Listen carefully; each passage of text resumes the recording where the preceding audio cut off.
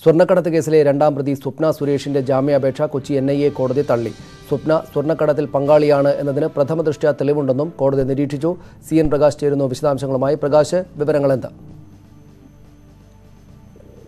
സ്വർണ്ണക്കടത്ത് കേസിലെ രണ്ടാം പ്രതിയായിട്ടുള്ള സ്വപ്ന സുരേഷിന്റെ ജാമ്യ ഹർജിയാണ് ഇപ്പോൾ NIA കോടതി തള്ളിയിട്ടുള്ളത്.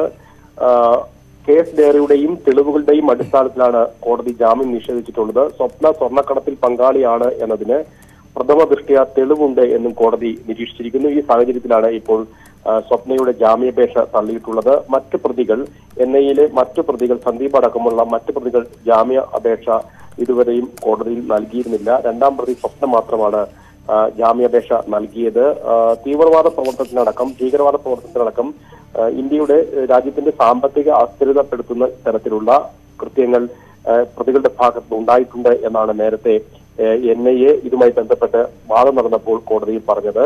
ഒപ്പം വിദേശത്തും കേരളത്തിലും വലിയ തോതിലുള്ള സ്വാധീനമുള്ള വ്യക്തി കൂടിയാണ് സ്വപ്ന എന്നും പറഞ്ഞിരുന്നു. എന്നാൽ സ്വപ്നയുടെ അഭിഭാഷകൻ പ്രധാനമായും വാദിച്ചത് ഇത് ഒരു സ്വർണ്ണക്കടത്ത് കേസ് മാത്രമാണ്. UAPA അടക്കമുള്ള കുറ്റങ്ങളാണ് പ്രതികൾക്കെതിരെ ചുമത്തിയിരിക്കുന്നത്. കേസ് അതുകൊണ്ട് തന്നെ UAPA കേസ് നിലനിൽക്കില്ല എന്നായിരുന്നു പ്രധാനമായും വാദങ്ങൾ സ്വപ്നയുടെ അഭിഭാഷകൻ ഉയർത്തിയത്.